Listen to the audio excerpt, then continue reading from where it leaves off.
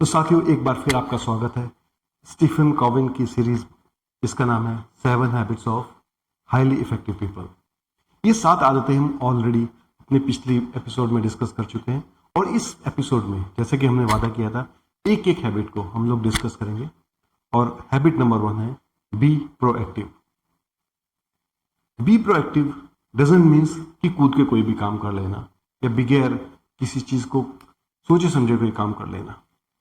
Author कहते हैं कि be proactive means taking the decision of your own choice, यानी कि आप अपने डिसीजंस अपने सर्कमस्टांसेस को लेकर रिएक्ट नहीं कर रहे हो, रादर आप अपने डिसीजंस अपने एक्शंस और अपने बिहेवियर को डिसाइड कर रहे हैं।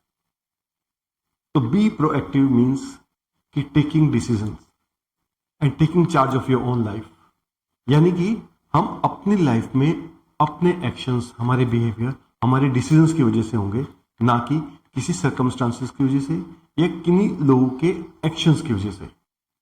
अनेकों बार आपने देखा होगा कि कोई कुछ बोलता है, कोई किसी तरह से रिएक्ट करता है, कोई कंडीशंस होती है, उन कंडीशंस के अकॉर्डिंगली ही हम बिहेव कर रहे होते हैं, but this is called reactive attitudes. लेकिन ऑथर कहते हैं कि हाईली इफेक्टिव पीपल हमेशा काम रहते हैं और हमेशा अपने एक्शंस को लेके, अपने डिसीजंस को लेके, उन कंडीशंस को लेकर सोचते हैं कि जो कि उनके लिए जरूरी होती है।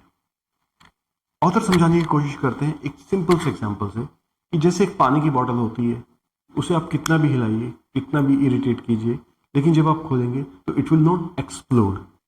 लेकिन उसके अपोजिट में अगर आपके पास एक सोडा वाटर की बोतल है, कोई कोका कोला टाइप है, पेप्सी है, आप उसे शेक कीजिए, आप उसे हिलाइए और उसके बाद जैसे ही आप खोलेंगे तो it will just blow out.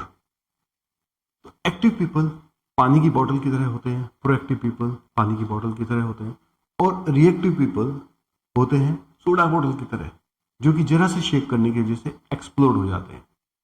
Proactive के कंसेप्ट को ऑथर ने बहुत ही सिंपल तरीके से समझाने की कोशिश की है। वो कहते हैं कि हमारी लाइफ में 2 तरह के सर्कल होते हैं।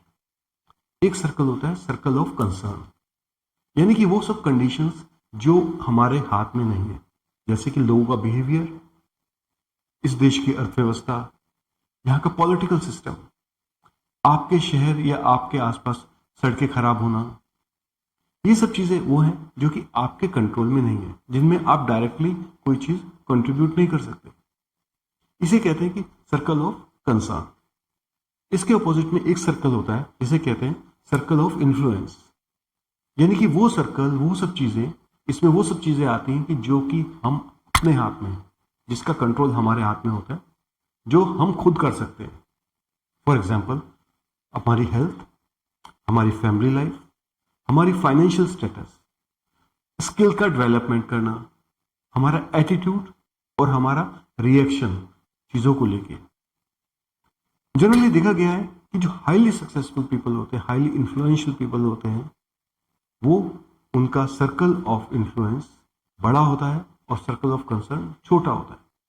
लेकिन अगर ये अपोजिट है तो इट्स मीन कि आपकी एनर्जी और टाइम उन सब चीजों में जाया और बर्बाद हो रही है जिन चीजों के ऊपर आपका कंट्रोल नहीं है।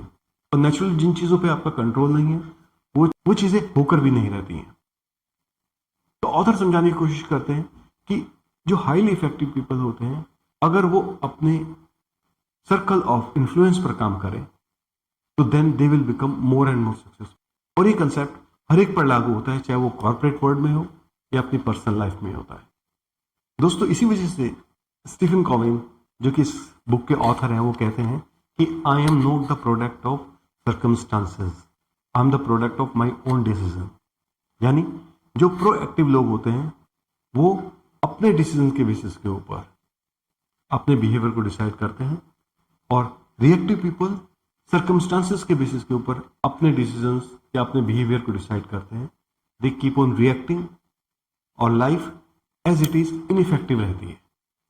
तो दोस्तों, इस एपिसोड में हम लोगों ने डिस्कस की है हैबिट नंबर 1 यानी बी प्रोएक्टिव। हैबिट नंबर 2 अब हम नेक्स्ट एपिसोड में डिस्कस करेंगे।